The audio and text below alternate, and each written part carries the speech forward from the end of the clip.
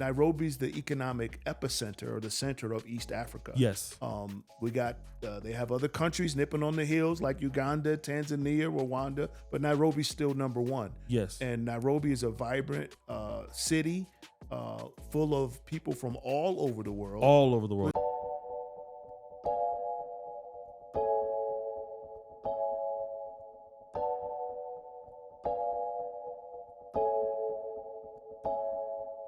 What's good, Kenganda? It's your boy, Shea Duke Jackson, and I'm back in Nairobi, Kenya.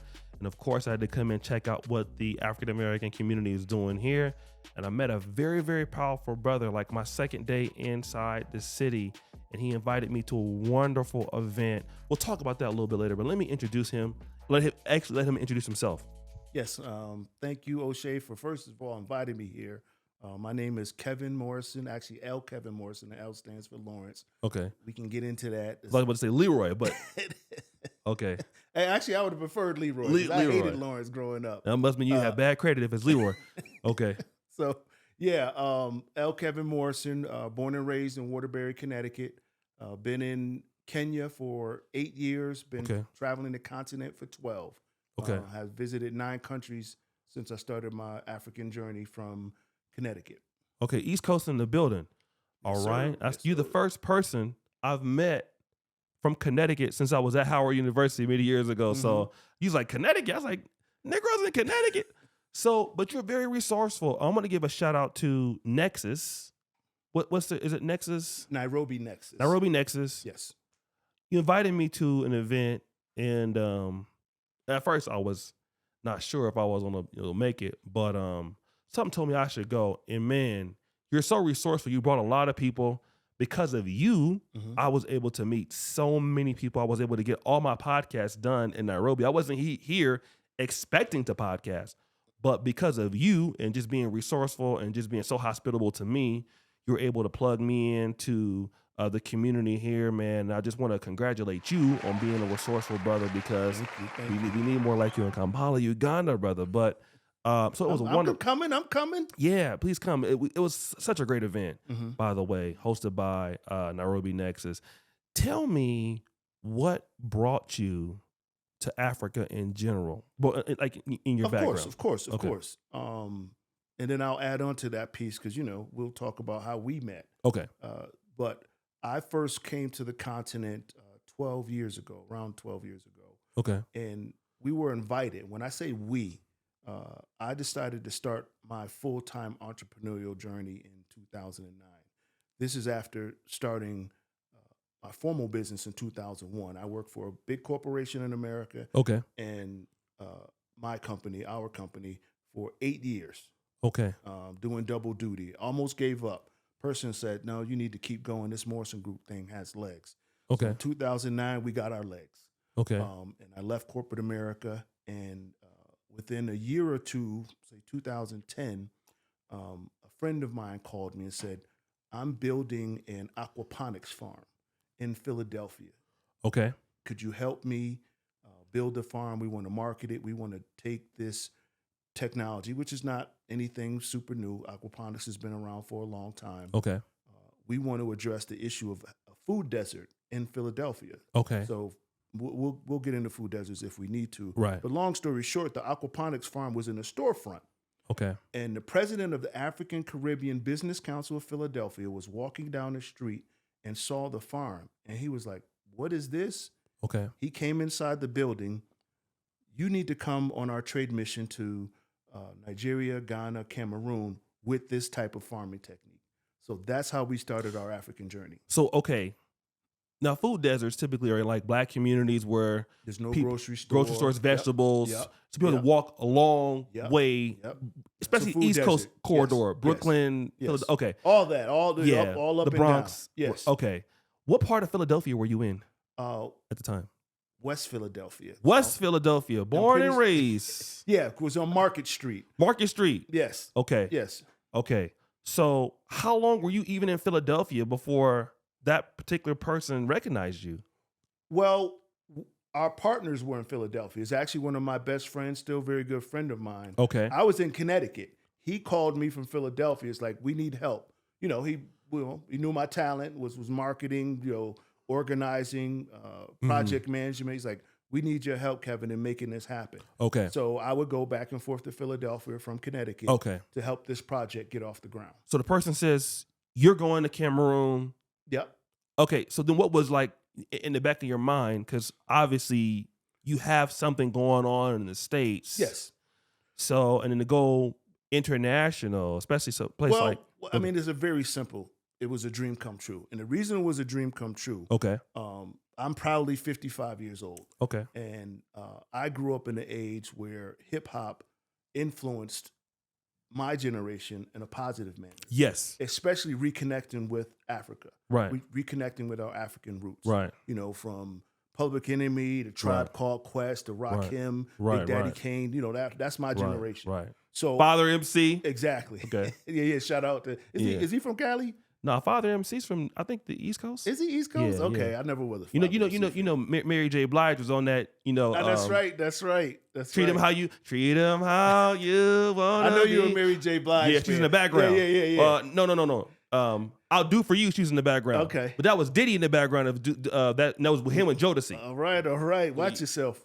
little history. All right, go ahead. So, I had always wanted to go to Africa in some form or fashion. Right. Either never took the time to investigate what it would take, believe the myths that still exist today in the United States. It's too expensive. So, just kind of fell to the background, decided to do the corporate thing. So when that invitation came, I'm like, I have to go. Since it was an organized event with the African Caribbean Business Council of Philadelphia, there was a bunch of businesses coming there. Oh, by the way, the ambassadors that hosted the African country ambassadors that hosted these trade missions came to Philadelphia and spoke to all of us in a ballroom and said, listen, we want to do business with Black Americans. Like we do. Whoa. Yes. So ambassador of Botswana at the time, okay, ambassador of Burkina Faso, ambassador of Ghana, ambassador of Cameroon, and I think ambassador of Turks and Caicos. So all of those were the ambassadors in the United States. Yep. Right. Okay. Yep. From DC. They all came up to Philadelphia and sat in a room and told us, we want you to come to our countries because we want to do business with you. Okay. And one of the most prominent, or one of the person that made the biggest impression on me, was the ambassador from Botswana, because at the time, remind you, this was 10 years ago. 10, 12 years ago. Okay. She would spit out facts about her country and always accentuate it. Well, if you don't believe me, just Google it or just do an internet search. Okay. And she would always say that. Yeah. And that drove the point home. Okay. Botswana, biggest producer of diamonds in the world. If you don't believe me, Google it. So that's a good catchphrase. Yeah, it is. It is, that's especially for African countries. Right. Because, the American mindset is there's nothing here. Okay. So yes, that pretty much was my catalyst. Okay, so then what was the first country? First country was Burkina Faso and Ghana. Ghana, were the first two countries. Okay, so what was the experience like? I know it's Francophone, Burkina Faso. What was your impression of Burkina Faso? Well, at the time, remember, this was way back when, so Burkina Faso still had, I guess, most recent notorious president in office. So he's the guy that killed Thomas Sankara, right? Yes, sir. I forgot what his name was. Allegedly killed Thomas Sankara. And at the time, Burkina Faso was not doing well. They were, considered one of the poorest, if not the poorest countries in Africa. Right. So the experience was still mythical. Still mythical. Me as a Black American touching African soil for the first time. Right. It was mythical. It was spiritual. But, there's also the capital city was nice, but it wasn't that nice. Okay. Compared to other African capitals. Let's go to Ghana. Yes. Well, how was Ghana for you? Ghana was wonderful, amazing. Was a lot of African Americans there? I mean, I know it's been a big rush in the last 5 to 6 years, but were you able to tap into the African American community in Ghana when you got there in 2012, 2013? Yes, and the reason being, once again, remember, the African Caribbean Business Council, which was made up of African Americans, African immigrants in Philadelphia. Okay. A lot of them were already doing business. In Ghana. Yes, in Ghana or in West Africa overall. In general. For instance, I met a gentleman who had a contract to supply pineapples to Whole Foods. Whoa. Back then. which blew my Whoa. mind. I'm like, wow, okay. So it was a guy that was from America that owned something. Was it in Ghana or Yes, Burkina Faso? at the Ghana. Wow, that's big money because Yes. that's a lot of profit on pineapples. Yes, pineapples is a Expensive. huge crop here Yeah. Okay. in Kenya. Okay. So, did you go to any East African countries at that time? No, West first. Ghana, Nigeria, Burkina Faso. How's Nigeria? Nigeria was wonderful, and I say that because we were guests of the state of Osun. Okay. So we went to the Osun Oshobo Festival. Osun is the Yoruba land still, right? Yes. Okay. Yes, and the Osun Oshobo Festival is their spiritual and cultural festival. Okay. We were guests of the Okay. state of Osun, or the governor Okay. of Osun. So we came into Lagos, then we drove hours to get to Osun and stayed there Okay. most of the time. And there's a difference between Osun state and the city of Lagos. Right. And that was evident on my way out. Okay. But Nigeria was great. I haven't been back yet. Yeah. But I actually have done lectures for the Lagos Business School Okay. since that time. Recently, I've done 3 lectures for the Lagos Business School, so I'm still tied into West Africa. Okay. Okay. Okay. I've been to Lagos once. It was fun. So let's kind of fast forward to you coming to I guess, is it now Kenya, East Africa? How did you get here? No, made it south. Made it south. Okay, south. Okay, so south. Yep, Okay, Botswana, South Africa, Eswatini. Okay, did that take you with the same people? Yes. Okay. Well, yes and no. Okay. Because the ambassador of Botswana, or the country of Botswana, organized its own trade mission. Oh. And then invited people that attended the African Caribbean Business Council trade mission to come to Botswana. Okay. They actually had a Botswana Day in Atlanta. So I remember, once again, you got to have some drive and determination, period. Right. My business partner and I, we drove from Philadelphia to Atlanta to attend the Botswana Day, and drove back the next day. Slept overnight, drove back the next day. So we did like 36 hours in 2 days. Let me, of driving. on a sidebar, because, people always talk about connections and knowing people. I think you're one of the few African Americans that was tied in into American soil before you got here. And most people don't do that. Most people come here not knowing anybody and then start trying to build up their network from there. So how important would you say was that in your success in coming to Kenya, just knowing people in America? Because most African Americans don't do that. Yes. They see a YouTube video or something and they start to come over. So can you shed some light on that ability to connect, in the United States? I think it made my transition a whole lot easier. Okay. Just because I made the effort to integrate or connect with African immigrants in the United States. Okay. So when it was time to go to their countries, I was a guest. Okay. First of all, of them. Okay. Second of all, of their network. Okay. So it makes it easy to connect. I would encourage in African communities all over the United States, and you know this from Right. East Coast, West Coast, Midwest. They're Okay. not hard to find. Right. First place you can find them is in their restaurants, let alone the organizations that they've either started or are members of. Okay. Yes. So Okay. I would encourage that to do that before you make your journey. This Right. makes it easier. Yeah, great tip. So guys, listen to that, because what he's going to reveal in a few minutes is probably why he's where he is and doing what he's doing, because I wouldn't be able to do that. But let's get also after this, and how do we get to East Africa? I was invited by a Kenyan that I met on one of the trade missions Okay. to come to Kenya Okay. to visit Nairobi. So once again, I took the invitation. By then, I was traveling to African countries solo. So I came to Kenya solo. So what year was that? Do you remember? I said 8 years ago. 8 years. So 2017. Yeah, around there. Maybe 2000. I got to look at Something. maybe- Okay. Yeah, around that time. Yes. So around the similar time, I came to Uganda in 2017. Mm-hmm. Okay. Mm-hmm. So you're coming to Kenya, and what was your goal? What were you invited to do what here? Invited to get into the import-export business. Okay. So I eventually met a young man who wanted to import hair care products Okay. from the United States. So that was our first business venture here, importing hair care products. Okay. So now, at the time that you're traveling the African continent, were you still back doing business in the States or Yes, something sir. like that? Yes, sir. Yes, sir. Okay. So you were still had a home in the States. Yep. All right. And then, so what was going on with everything else you had built up in the States while you were doing this? Well, luckily, I had built, I got to get rid of that word. Right. We have built a nice team, Okay. which still exists to the day.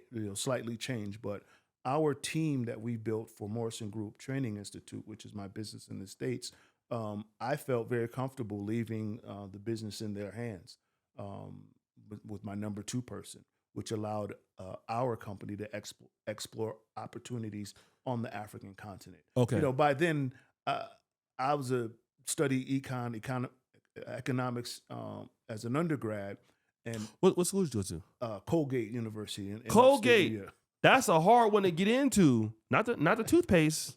That's a good one. Was it Amherst? No, upstate New York. Yeah, Hamilton, New York. That's a good liberal arts. It's a very good college. Yes, right? yeah, they're highly ranked. Yeah, They're highly. ranked, yes. Highly. Yep, So the brother's smart. You can't just get into Colgate. No. You can't just get into Colgate like that. For Football real. helped. I played football there. Okay. I got to drop that in. Okay. But basically built a competent team that allowed us to look at other opportunities outside of just the training business in the United States. Okay. So you're here doing importing products from the States here to Kenya, and then how did that work out? It worked out 50-50. Okay. That first business venture didn't go so well. So it was a lesson learned on vetting your partners in the countries that you plan to do business with. Okay. Which Vetting your American partners or your your partner in the country.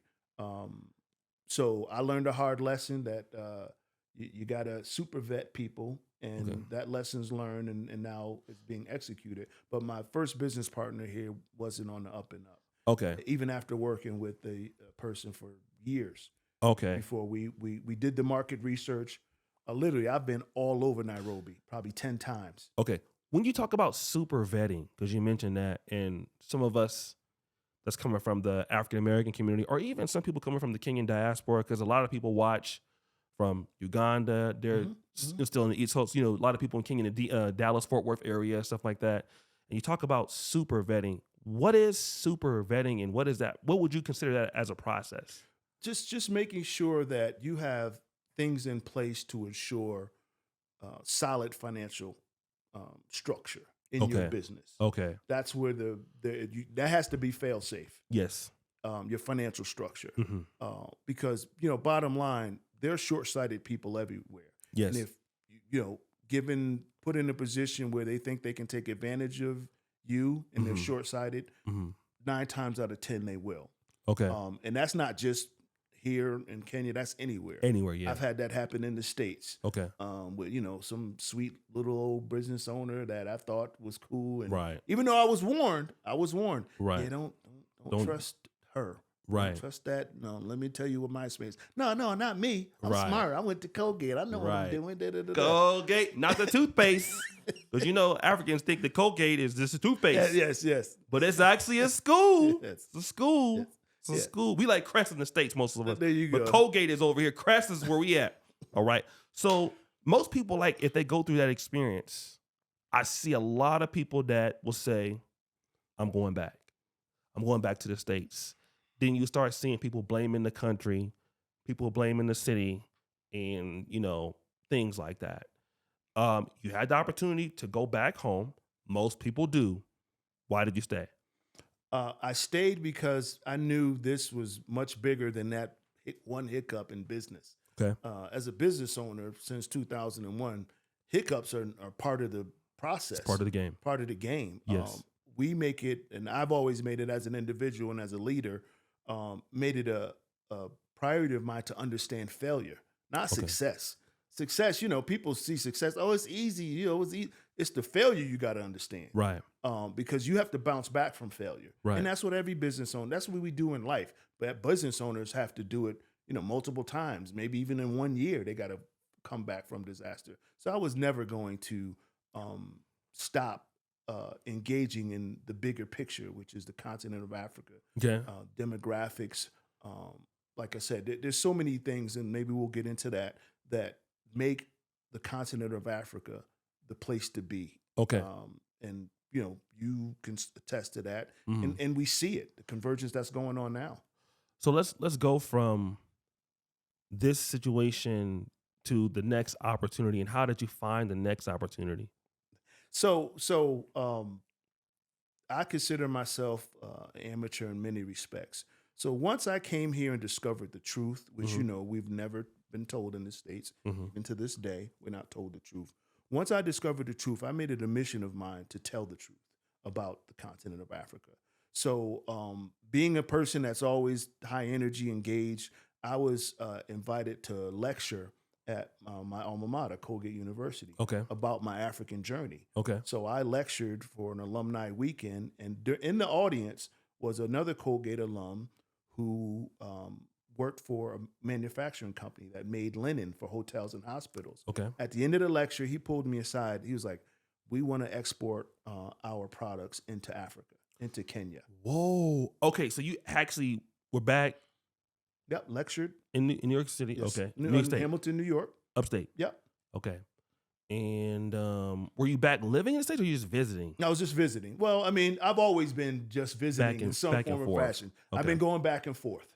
So just lecturing at your university, that gave you this new opportunity. Yes. And this business was what? What was this business? Exporting linen from America. Linen, okay, correct. Yep. For specialty linen from Georgia. The company is actually located in Jersey. Okay.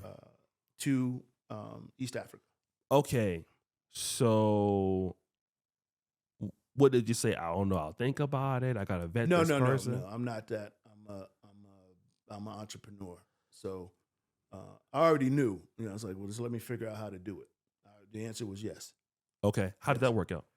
It worked out well. We were able to export products from the United States. And believe me, I got a bunch of stories on how just marketing the brand here and the product here was a very interesting experience. But we exported the specialty linen from the United States to here, to Kenya. Okay. So let's talk about, I mean, we don't have to go into so much great detail about how you do what you do, but when you're trying to take a brand that's from America, and because we have some of yours that we're going to talk about today that you are represent. Many of these are from the African American community, by the way, right? Yes. Okay. That's our that's been our primary engagement, is with small and medium sized companies owned by African Americans. Okay. So was the linen company also owned by African Americans? No, it wasn't. Okay. No, I went to Colgate, bro. Well, yeah, it wasn't here. You probably yeah, that's true. It's a lot of the white keeper hype was over there. So how then do you think about, like, I have a linen company? Was it upscale? Was it going to be nice? Or Yes, it was upscale linen because it was specialty linen for hospitals and hotels. Okay, so then, how what is your mind going through in that process of, trying to reach the right market for this person's product? Well, I mean, the thought process first is to engage the prospective customers and or distributors. Okay. In the import-export business, there's two ways you can go. You can go direct to consumer, or you can go to the distributor route. Okay. So that's the route we always take. We look at both sides of the equation, direct to consumer or distributor, and decide what's best. Okay, so let's say about the distributor route, because I was always curious about this. You're a product, nobody knows you. Yes. And I'm working with a company that's having a similar issue in Uganda. We talked about that. And people know about it, but don't really want to carry the product because of lack of consumer trust. Now, this is a brand that's lost trust in the market. In your situation, here's a brand that is unknown.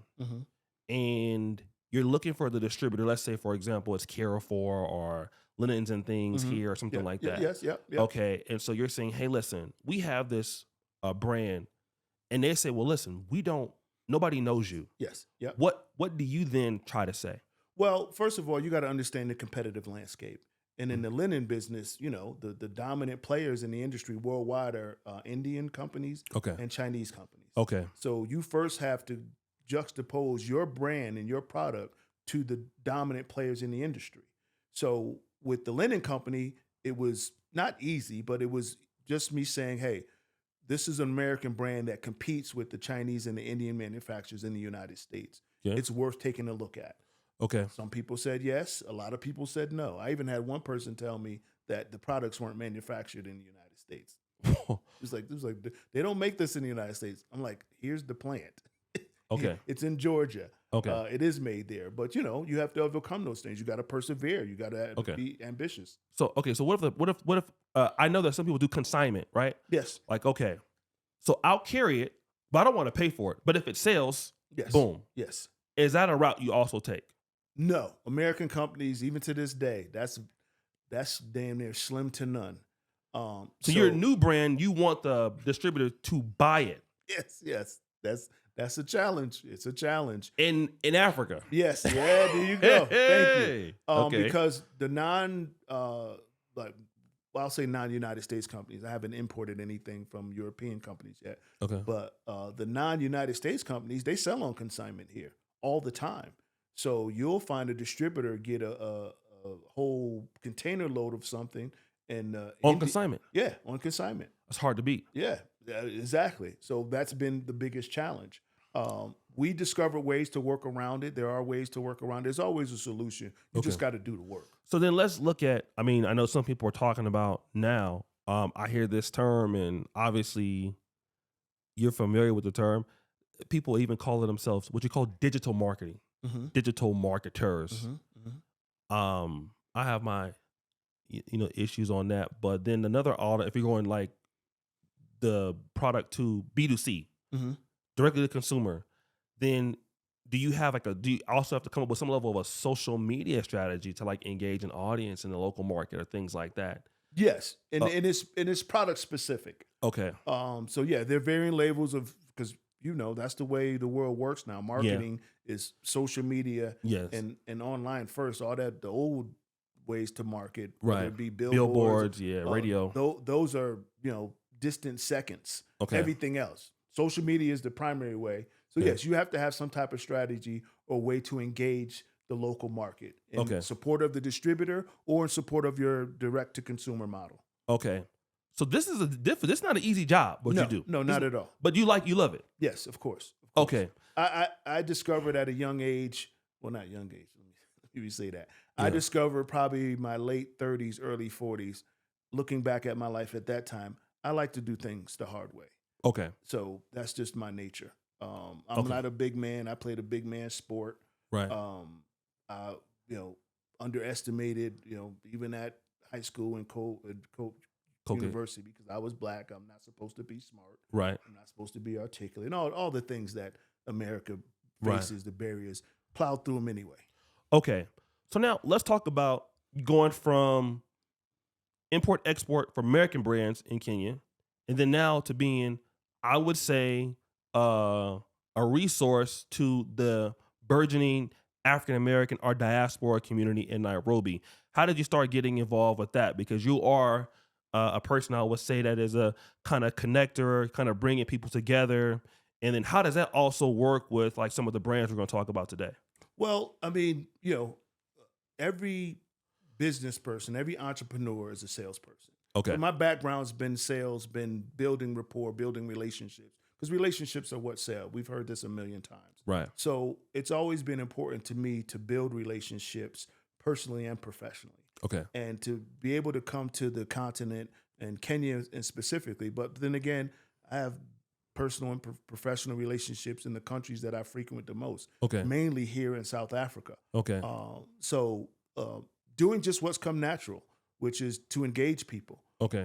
And people are interesting as well as you're interesting as an individual. Right. And communities always important, and it will remain important. So just plugging yourself into the right community to support your personal and professional goals would be my advice. Okay.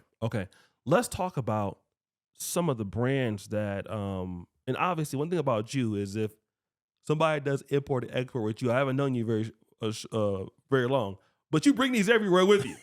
I can tell you brought them to the event, right? Yes, yeah. You were telling everybody about some of the brands that we're talking about right now. Let's look at this whiskey bottle, Brow Brothers, right? Is it Bro Brothers? Bro Brothers, yes, Bro sir, Brothers. yes, sir. Out of Louisville, Kentucky. Louisville, African American company, right? Yes, sir, yes, sir. Okay. Founded by three brothers. Three brothers. Yes. All right, Bro Brothers.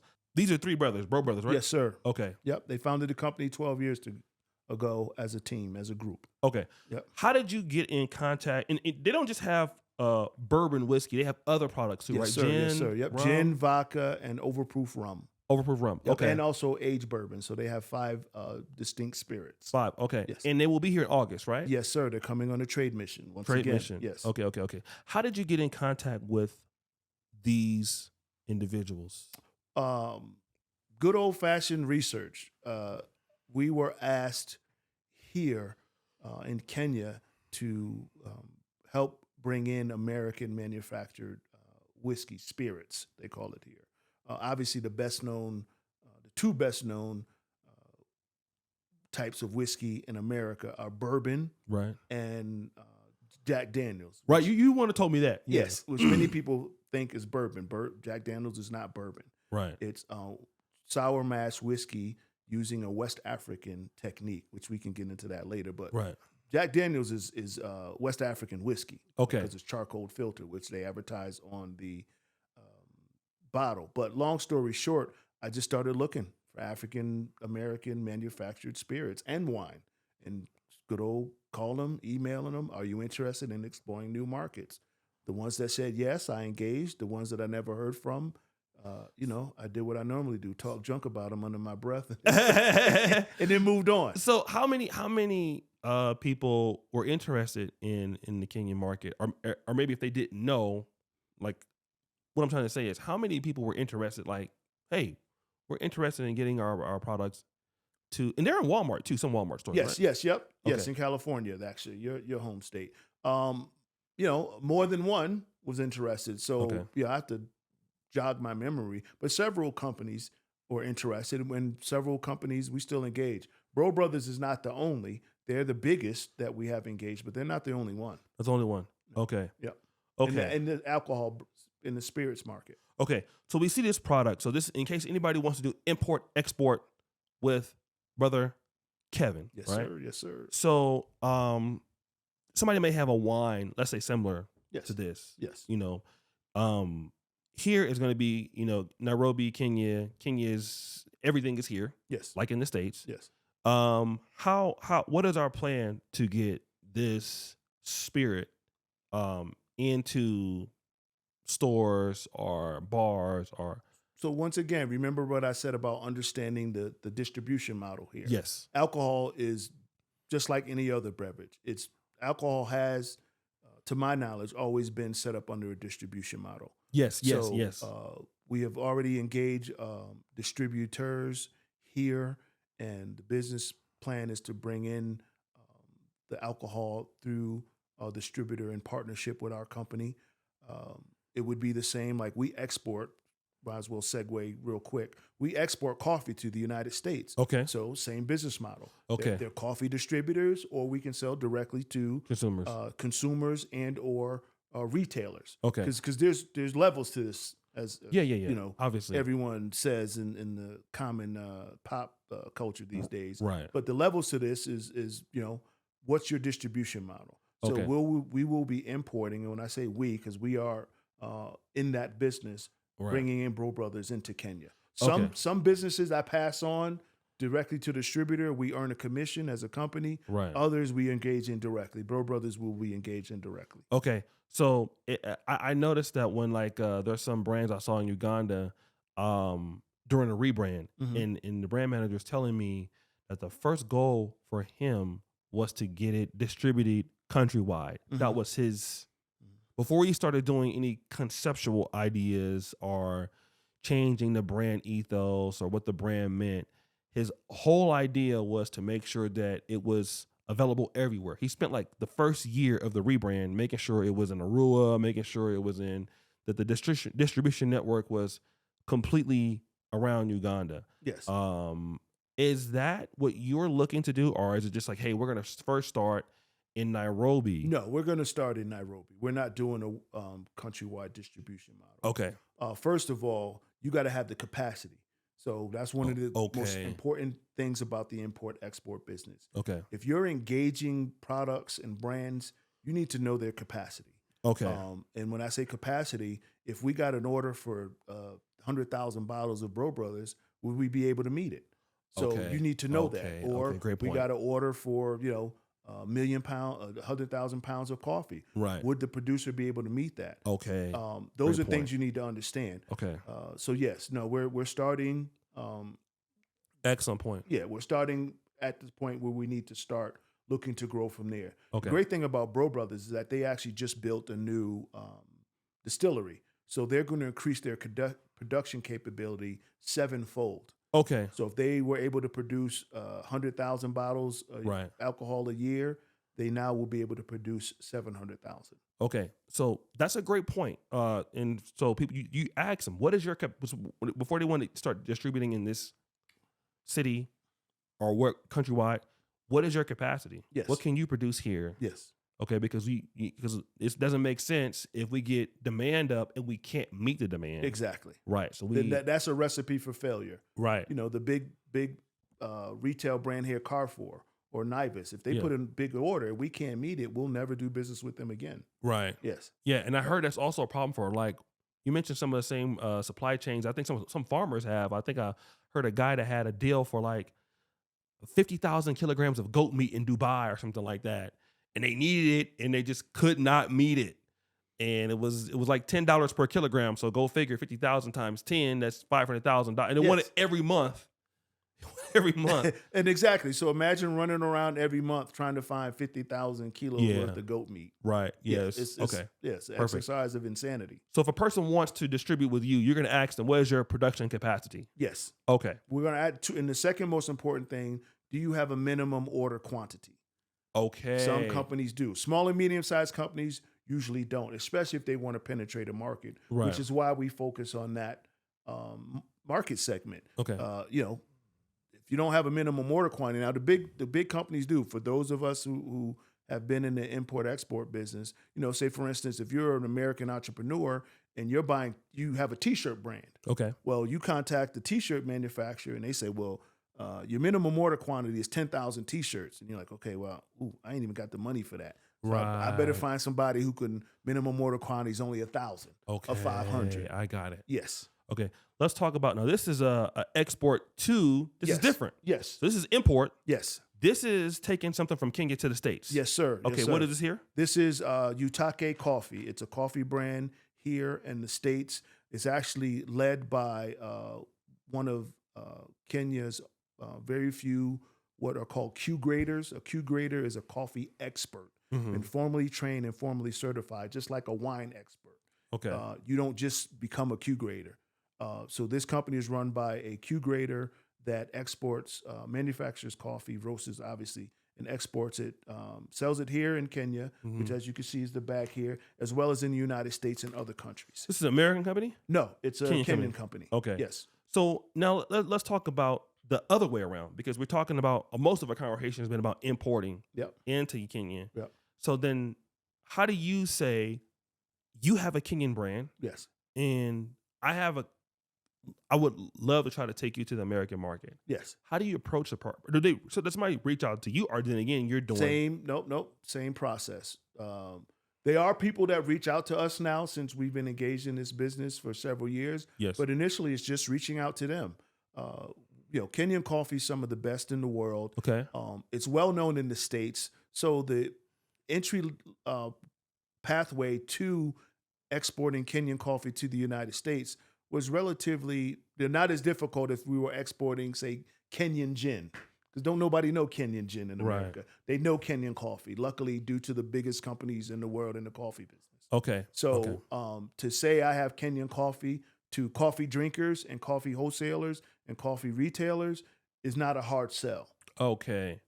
So that's easier. Yes. Okay. So, but I'll give you an example of hard exporting from Kenya to the United States. Leather goods. We have a leather goods manufacturer. Okay. Actually, several that we deal with, because people don't associate high quality leather and high quality leather craftsmanship with African countries. They don't. Okay. As you all know, the recent trade war has pointed out that most people associate high quality leather goods with Europe first, and then with China after that. Okay. African, I didn't know that. Yeah, African producers of leather goods are on par with any other producer in the world. Okay. And we have examples of those producers here. Okay, so is this something that you would reach out to the brand and say, hey, I would love to try? Or do you just say, Well, by then people were reaching out to us, and they still do to this day. Okay. So leather goods manufacturer reached out to us. We had eventually took them to the United States on a 3-city tour. Okay. They ended up doing 4 cities total. No, 5 cities. Okay. We took them to New York, Boston, Chicago. They eventually from there went to Atlanta and Denver. And Okay. eventually they recently opened their own shop there. Okay. Okay. Yes. Okay. Yes. So sometimes, do you ever sometimes say no? Like, Yes, of course. Sometimes we say no, because we all have a certain capacity. The primary reason we would say no is not being able to meet the quality standards. And when Okay. I say quality standards, it's not that there's stuff is low quality. There's segments in the market. There's your Lexus buyer, and then right. there's your Corolla buyer. Okay. We tend to stand in the Lexus buyer level. So if you're not bringing that type of quality to the table, Right. for us, it's not worth Not our worth it. time. Yes. Okay. Yes. So let's talk about just, being based now in Nairobi Yes, sir. and just all of the opportunity. You live here. Mhm. I live in Kampala. There's some level of opportunity that maybe a lot I may be missing. I'm not Mhm. sure. Mhm. But just being here and building a business in this city, what opportunities have you been able to receive by just being in Nairobi? Well, like I said, coffee and leather. Okay. Coffee was easy. Coffee, second largest consumed beverage in the world Okay. after water. Okay. So that's kind of a no-brainer. And Nairobi's the economic epicenter or the center of East Africa. Yes. We got they have other countries nipping on the heels like Uganda, Tanzania, Rwanda, but Nairobi's still number one. Yes. And Nairobi is a vibrant city full of people from all over the world. All over the world. Listen, yes. that's one of the things, once again, that level of misunderstanding, let me be polite, that Americans have. Like, Nairobi's a cosmopolitan city. Very. People from all over the world are here. Very. And one of my first remarks when I came here is like, everybody's here except us, except African Americans. Right. That's change. But, that's one of the reasons what makes Very much so. yeah, that's one of the reasons that makes Kenya appealing as a entrepreneur, let alone the other aspects of the country. Like I was able to go to NT restaurant. It's like Japanese Peruvian style. Yeah. We wouldn't have any. I'm not dissing Kampala or anything, but you go up 20 floors, and you go up another floor, and you go up another additional floor.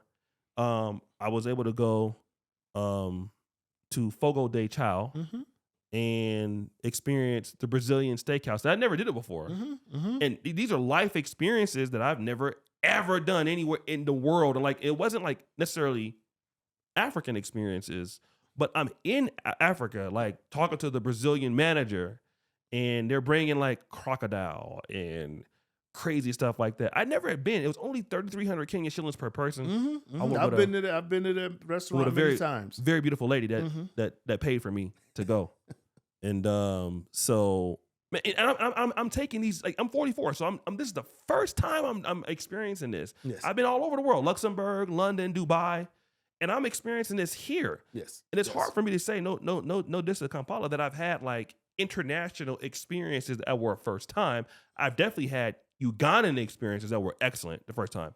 But just to say how cosmopolitan Nairobi is, it's amazing. Then you have restaurants here that are on par with stuff you may see in the States. Yeah, but I mean that's the point, O'Shea.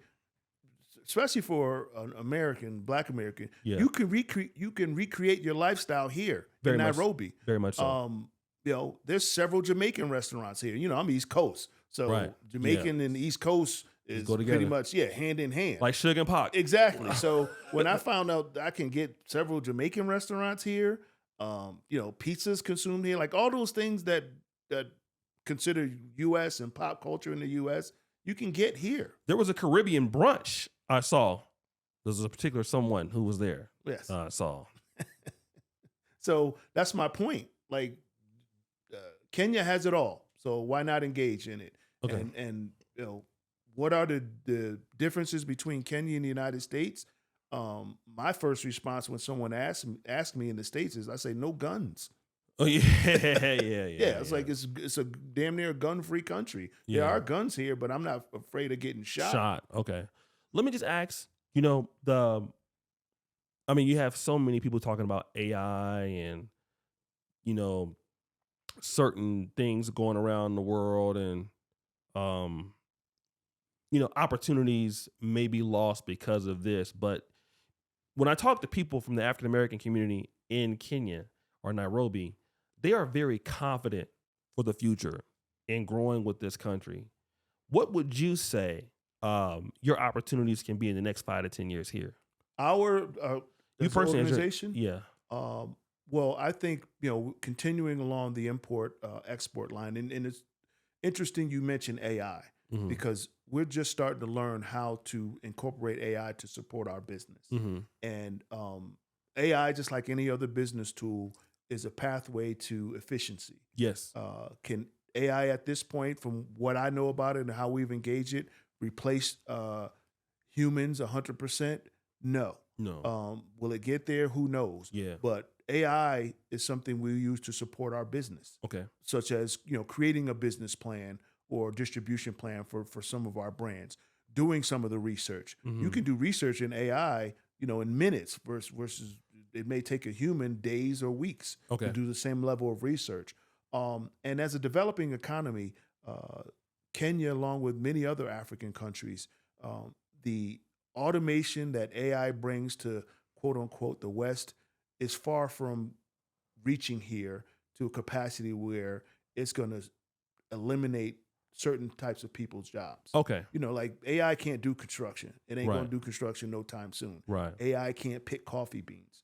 Right. AI can't, make leather goods. Right. So the human engagement here on the continent is going to be around for the next 5 years. Okay. And we're engaged in human engaged products. Okay. And then vice versa. Even with exporting stuff from the United States, AI is not going to be making whiskey no time soon. Right. So I think we're in a good position to leverage that wave along with the companies that we're engaged in. So the future's bright. Future's Um, right. Africa is the future. Okay. If you take the time to do a small smidgen of geopolitical economic research, Right. all thriving economies have been export led. So the reason why the United States became a thriving economy is Mhm. because they led with exports. Okay. Right. They Right. engaged through all rest of the world. Right. Same with China. China, India, the Right. current countries that are growing economically, including African countries. Export has been the key product or key Right. pathway to success. Yes. Yep. Okay. If somebody wanted to reach out to you, who would they? How could they find you? How could they contact you? Yes. So to reach out to us, you can contact us by email, social media, and our website. So our social media for Instagram is MGLLCCT. That's MGLLCCT. Our website is www.morrison, MORRISON, GRP, short for group, .com. That's morrisongrp.com. Email would be Kevin, KEVIN, at morrisongrp.com. And then telephone in the United States would be 203-808-8966. Here in Kenya, it would be 254-704-359-254. Thank you so much for coming again. Thank you so much. I cannot thank you enough for inviting me out. You didn't have to do that, but you said, "Hey, come check it I out." told you I was a fan. Yeah, So, yeah. Thank you so much. Short story. The last time I was a fan of someone and I didn't approach them, I regretted it, and I still regret it to this day. So, August Wilson, you know who August Wilson is? No. August Wilson is one of the greatest playwrights that ever existed. Okay.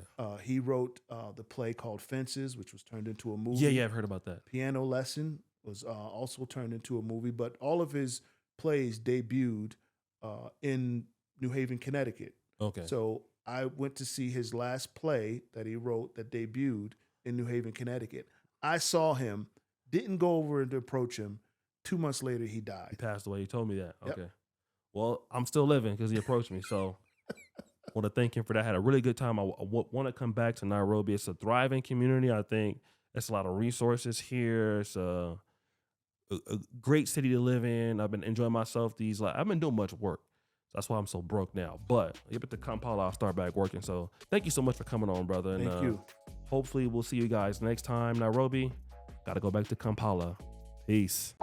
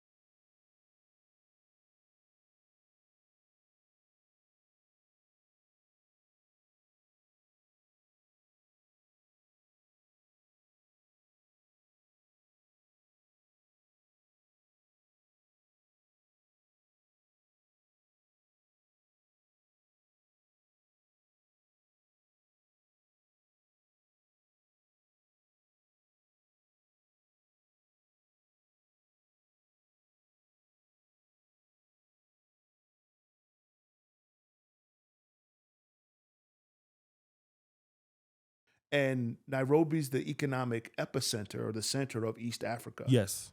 We got They have other countries nipping on the heels like Uganda, Tanzania, Rwanda, but Nairobi's still number one. Yes. And Nairobi is a vibrant city full of people from all over the world. All over the world.